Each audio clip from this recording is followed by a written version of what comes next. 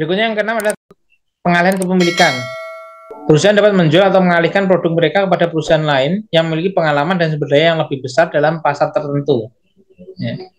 Jadi jual beli perusahaan itu sangat wajar di kalangan bisnismen, ya, kalangan owner.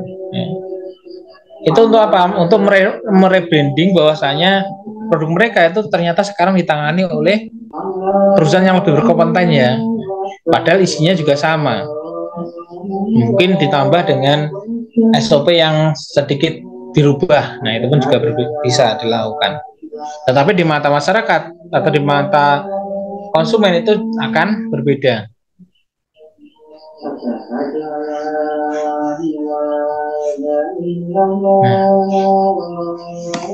Di dalam tahap perkembangan perusahaan, di dalam proses pemasaran itu ada beberapa tahapan perkembangan perusahaan.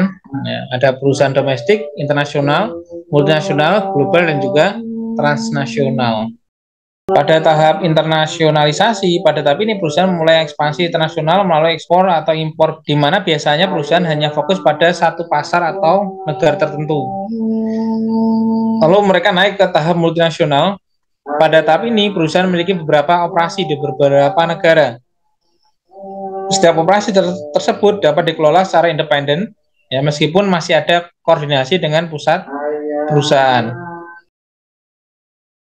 Jadi setelah kita melihat tadi adalah dari internasionalisasi, mereka mulai mengekspor atau mengimpor bahan baku, lalu mereka melakukan tahap multinasional dengan memberikan operasi ke beberapa negara.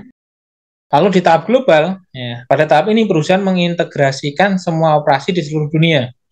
Perusahaan beroperasi dengan strategi global dan memiliki sistem manajemen terpusat. Ada yang terakhir adalah tahap transnasional. Ya. Pada tahap ini, perusahaan memiliki operasi yang sangat terintegrasi secara global. Ya. Perusahaan memiliki operasi di banyak negara dan terus mengembangkan strategi bisnis yang baru untuk meningkatkan keuntungannya.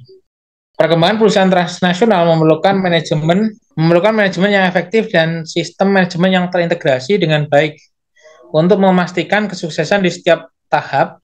Di setiap tahap memiliki tantangan dan peluang yang unik, dan perusahaan harus dapat mengatasi tantangan dan memanfaatkan peluang untuk mencapai keberhasilan dalam bisnis global. Nah, jadi istilahnya adalah di setiap negara itu memiliki tantangan yang berbeda. Bisa jadi strategi yang kita gunakan di Indonesia itu belum tentu bisa dijalankan di negara lain. Nah, maka perlu adanya penyesuaian di dalam proses pemasaran global. Persyaratan untuk keberhasilan rencana pemasaran global itu adalah yang pertama pengetahuan tentang pasar dan lingkungan pemasaran. Jadi kita harus tahu nih ketika kita mau berperang itu lahannya seperti apa. Jadi tempatnya seperti apa yang mereka inginkan, apa kebiasaan mereka itu kita harus tahu. Ya. Untuk apa? Untuk menyusun strategi. Yang kedua adalah pengetahuan mengenai produk formal, teknologinya, dan manfaat intinya. Jadi setelah kita tahu nih medan perangnya seperti apa, kita juga harus tahu kekuatan kita itu apa. Jadi produk kita itu mampu memenuhi kebutuhan mereka atau tidak. Bisa jadi produk kita itu bagus, tapi belum diperlukan oleh mereka. Itu pun kita tidak perlu untuk capek-capek menawarkan kepada mereka. Tetapi ketika itu sesuai, pasarnya ada, ya, lingkungan pemasarannya belum terlalu banyak, orang yang mempunyai produk yang sama dengan produk kita, maka kita bisa masuk. Istilahnya adalah blue ocean. Jadi tetap ada orang yang berjualan tapi tidak terlalu besar atau tidak memonopoli hal tersebut. Ya. Yang ketiga adalah pengetahuan mengenai fungsi dan disiplin pemasaran. Nah, kita juga harus paham ketika yang namanya pemasaran itu bukan hanya tentang penjualan, ya, tetapi adalah bagaimana kita keseluruhan bisnis di dalam ketika kita mau menawarkan ke konsumen, terus produk kita sampai ke sana, terus after sale-nya itu pun kita harus merencanakan. Di dalam suatu rencana global haruslah mempunyai standar terdesentralisasi dan juga interaktif. Ya, poinnya adalah kita harus menyesuaikan rencana tersebut dengan apa yang ada di lapangan. Jadi dalam proses perencanaan global ini tentunya kita harus paham, ya, harus tahu, ya, bagaimana strategi apa yang mau kita jalankan, ya. Apakah sesuai dengan lingkungannya, apakah sesuai dengan apakah di dalam negara tersebut sudah ada pesaing yang besar. Ketika sudah ada pesaing yang besar, apa yang harus kita lakukan? Nah, istilahnya adalah ketika kita melakukan pemasaran, ya, kita melakukan perencanaan, kita harus tahu dulu tentang yang pertama strategi apa, lingkungannya. Jadi lingkungannya seperti apa, terus kita akan tahu strategi apa yang akan kita gunakan. Tentunya dengan cara kita mengelompokkan, adanya pengelompokan, segmentasi, dan target pemasaran. Jadi ketika kita berbicara tentang STP ini, ya, STP, segmentation, targeting, dan juga positioning, ini cukup menarik di dalam proses pemasaran. Kenapa demikian? Karena kita menyerang istilahnya dengan pistol, tepat sasaran, tidak hanya menggunakan bom. Kalau menggunakan bom itu ya mana yang kena, ya kita taruhkan ke semua orang, mana yang kena. Tapi ketika kita punya pistol, kita akan lebih mudah untuk mengenai sasaran, karena lebih mudah. Apakah dua-duanya bisa dipakai? Bisa. Ketika kita punya dana yang besar, kita bisa menggunakan bom untuk menawarkan ke semua orang. Tapi alangkah lebih baiknya kita gunakan peluru, menggunakan pistol untuk menarget ke orang yang tepat. Ya.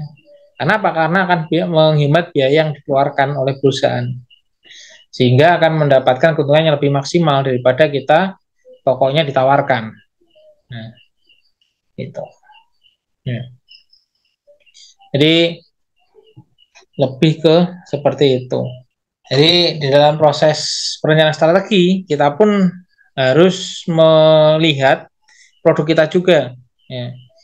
Ketika produk kita sama persis dengan pesaing, ya, kita temukan dulu keunikan atau pengaruh pembedanya. Maksudnya apa? Maksudnya gini teman-teman. Kita tahu banyak produk, contohnya sama-sama air, tetapi mereka punya keunikan yang berbeda-beda. Ya. Ada yang memiliki keunikan langsung dari mata air pegunungan. Ya. Ada yang menyehatkan, ada yang membersihkan tubuh dan lain sebagainya. Itu pun perlu dilakukan brainstorming dengan staf ahli, dengan dewan direksi untuk menemukan keunikan ini. Nah, ketika kita sudah menemukan keunikan, maka meskipun barangnya nyata-nyatanya sama-sama air, tapi mereka punya pembedanya. Ya, mereka punya pembedanya. Baik dari segi positioningnya, manfaatnya tadi, dari desain kemasannya, dari desain labelnya, dan lain sebagainya itu akan berbeda. Ketika kita sudah temukan keunikan atau pembedanya, kita bisa masuk ke dimensi lingkungan pasar nasional. Ya. Jadi kita bisa melihat nih orang-orang yang seperti apa yang membeli produk kita. Ya. Apakah orang-orang yang kelas menengah ke bawah atau yang menengah ke atas. Oh ternyata air mineral dengan harga 25.000 ke atas itu adalah menengah ke atas, kebanyakan seperti itu. Pertanyaan adalah apakah yang menengah ke bawah itu tidak bisa beli? Jawabannya bisa, tapi kita lebih concern ke menengah ke atas. Lalu ketika kita sudah tahu nih di pasar nasional, oh tipe-tipe konsumennya seperti ini di pasar nasional. Nah baru kita lihat, ya, kita melakukan riset di negara lain, apakah ada karakteristik serupa atau pengaruh penyatuan. Ya.